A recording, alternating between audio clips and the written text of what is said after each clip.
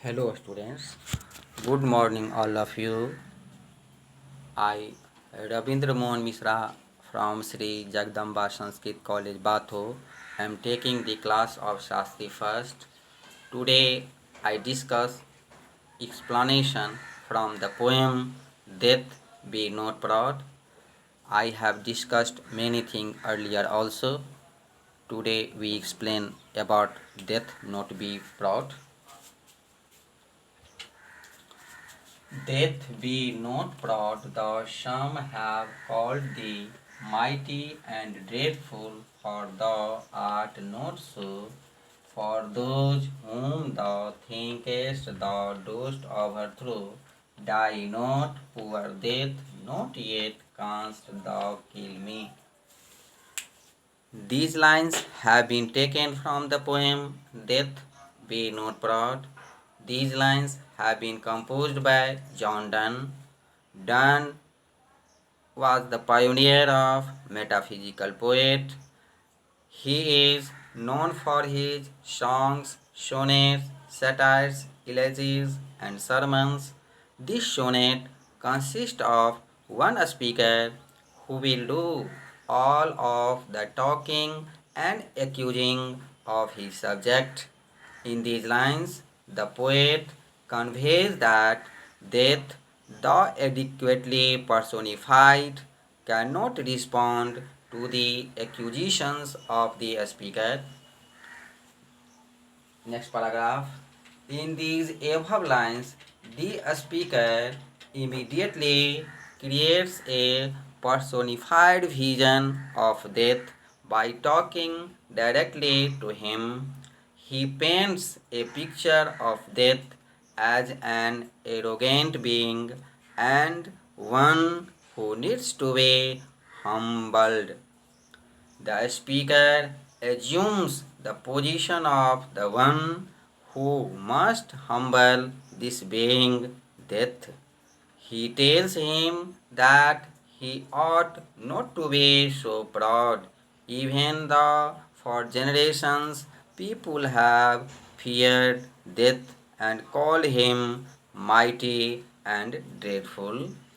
The speaker, however, with a voice of absolute authority on the matter, simply states, "Thou art not so."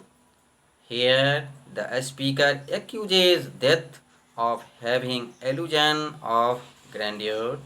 He claims that while death thinks that he has the power to kill, he actually does not. The speaker first humbles death by telling him that his idea that he has the power to overthrow lives is simply an illusion and that he has no such power at all. Then, to further humiliate Death, the speaker calls him poor Death. It sounds almost as if the speaker is making fun of Death for having lived under the illusion and that he had any sort of power over life or death. Then he addressed death in a more personal manner, challenging him by saying, "Yet canst thou kill me?" It seems dangerous for one to threaten death in this way. Next paragraph. In short, we can say that the knowledge of John Donne's background and ideologies can give some insight into the speaker's confidence here. Though everyone knows that physical death does indeed occur, the speaker is challenging death in a different way. He uses the Christian theology of eternity to taunt death by telling him essentially, even if you take my physical body, you can never truly kill me. Now come on, second paragraph. for the explanation.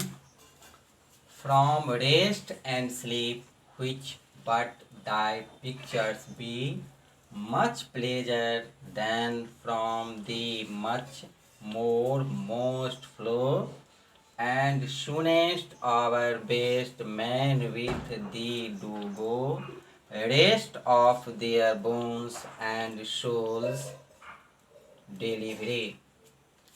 These lines have been taken from the poem Death Not Be Brought. These lines have been composed by John Donne. Donne is the pioneer of metaphysical poet. He is known for his songs, sonnets, satires, elegies, and sermons. This sonnet consists of one speaker who will do all of the talking and accusing of his subject. In these lines, the poet is defining about different types of limbs, which is nothing more for avoiding death.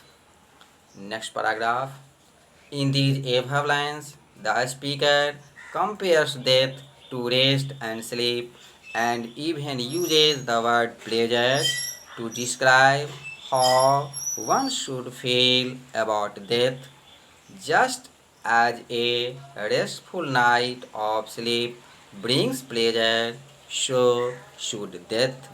The speaker implies that sleep is simply a small glimpse of death.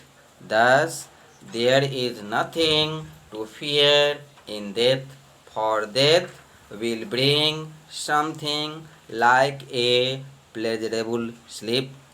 Here, the speaker says that the best men seem to experience death the soonest, while others have long questioned why it seems as if the best people die soonest. The speaker offers an answer here suggesting that the best among men deserve to experience the peaceful rest of death sooner without having to endure the agonies of a long life on the earth. The speaker describes death as a rest of their bones and soul's delivery. Both of these descriptions make death seem like a welcome friend who comes to graciously offer rest and peace and the deliverance of one's soul from an earthly body where pain and suffering abide. Next paragraph. In short, we can say that the knowledge of John Donne background and ideology can give some insight into the speaker's confidence here. Though everyone knows that physical death does indeed occur, the speaker is challenging death in different way. He uses the Christian theology of eternity to taunt death by telling him essentially, even if you take my physical body, you can never truly kill me. In this way, we write the explanation. Now we go the further explanation in the next classes. Rest 2 or 3 paragraph. Thanks.